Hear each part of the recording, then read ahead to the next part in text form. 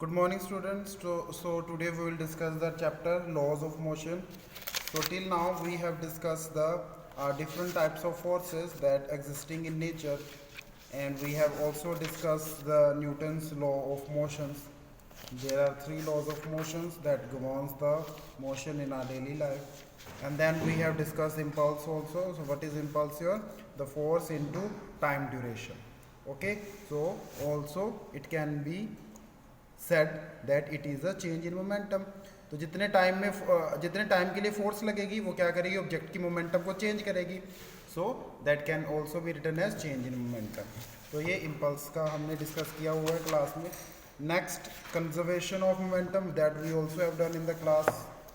Now today our topic is the equilibrium of the particle. So what is the equilibrium of the particle? That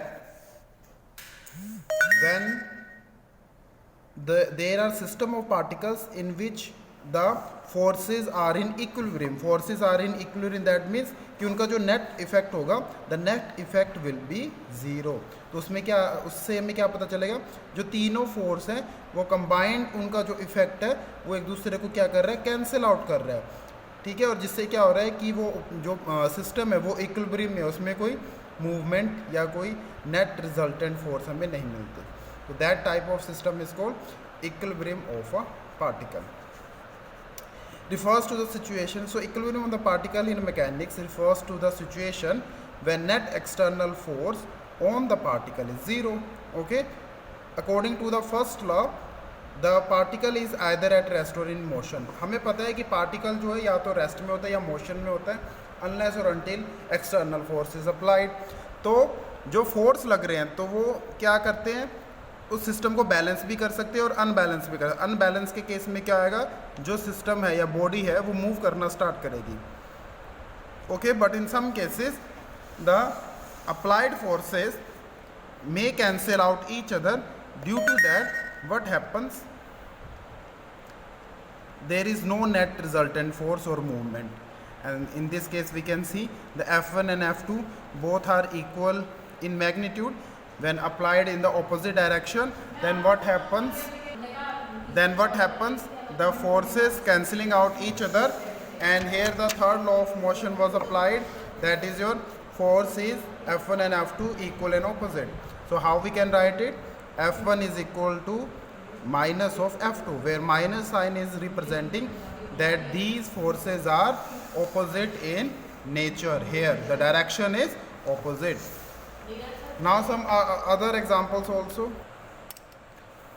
Now taking another example, if two forces of particle must be equal and opposite, the equilibrium under three concurrent forces F1 and F2 and F3 are requires that the vector sum of three forces is zero. तो हम एक ऐसा system बनाए जिसमें F1, F2 और F3, there are three forces that acting on a system. So in what case the sum of these three forces will be equal to zero.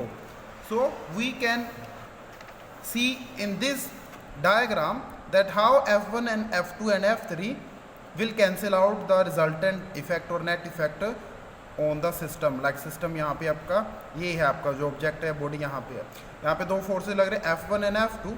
अगर इन दोनों का पैरेललोग्राम लॉ ऑफ वेक्टर से अगर हम resultant draw करें तो ये उसका रिजल्टेंट होगा। And you can see here the F3 just opposite to the resultant or net effect of the F1 and F2. So हमें पता है कि जब equal and opposite forces हो, दोनों एक दूसरे के इफेक्ट को कैंसिल आउट कर देती हैं। In this case also जो आपका ये सिस्टम है पूरा, that system is in equilibrium। तो हमारा आज कहने का मोटिव ये है कि हम एक ऐसा सिस्टम भी क्या कहते हैं एग्जिस्ट कर सकता है जिसमें फोर्सेस तो अप्लाई हो रही हैं बट वो फोर्सेस एक दूसरे को कैंसिल आउट कर रही हैं, और इसी को हम बोलते हैं equilibrium of a particle. Okay, तो इस और एक और एग्जांपल भी हम देख सकते हैं जिसमें ट्रायंगल ऑफ वेक्टर एडिशन का भी हम इसमें थ्योरम लगा सकते हैं। Like this is your F1, this is your F2 and this is net resultant जो है F3। तो एक ट्रायंगल बन रही है जिसमें क्या है, ये F1, F2 and F3 all are in equilibrium, and that is why the net effect due to these forces is zero on the system. Okay, for this we can also see an example. यहाँ पे हम example देख सकते हैं बेटा।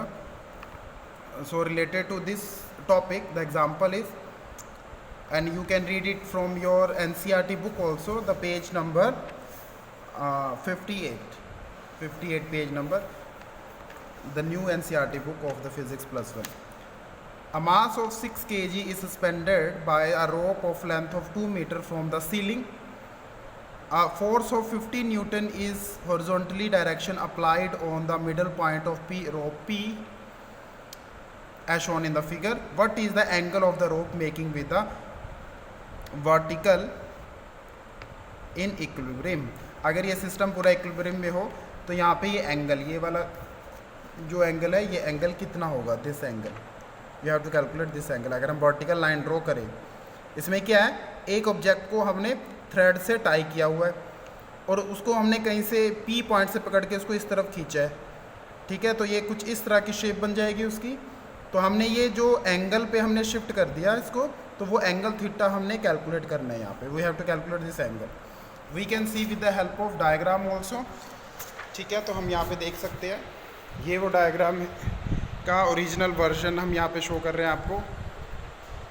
जैसे हमने wait को यहाँ पे टाई किया हुआ है, ठीक है, हैंग किया हुआ है, तो हमने यहाँ पे एक फोर्स लगाई हुई है एंड दैट फोर्स ने क्या किया है, वो जो एंगल है यहाँ पे, एक एंगल पे जो है रोप को लगा दिया. हमने ये एंगल कैलकुलेट करना है. We have to calculate this angle. Okay, so what is the angle. और ये जो हम क्वेश्चन में दिया हुआ है, ये जो फोर्स लग रही है, this force is of 50 Newton, और वहाँ पे ऑब्जेक्ट का आपको वेट दिया हुआ है. Okay, so the weight of object will be the tension at this रोप. इस रोप पे टेंशन कितनी लग रही है. तो यहाँ पे दो तरह की टेंशन हो जाएगी. एक टेंशन ये T1 एंड ये टेंशन T2, ठीक है.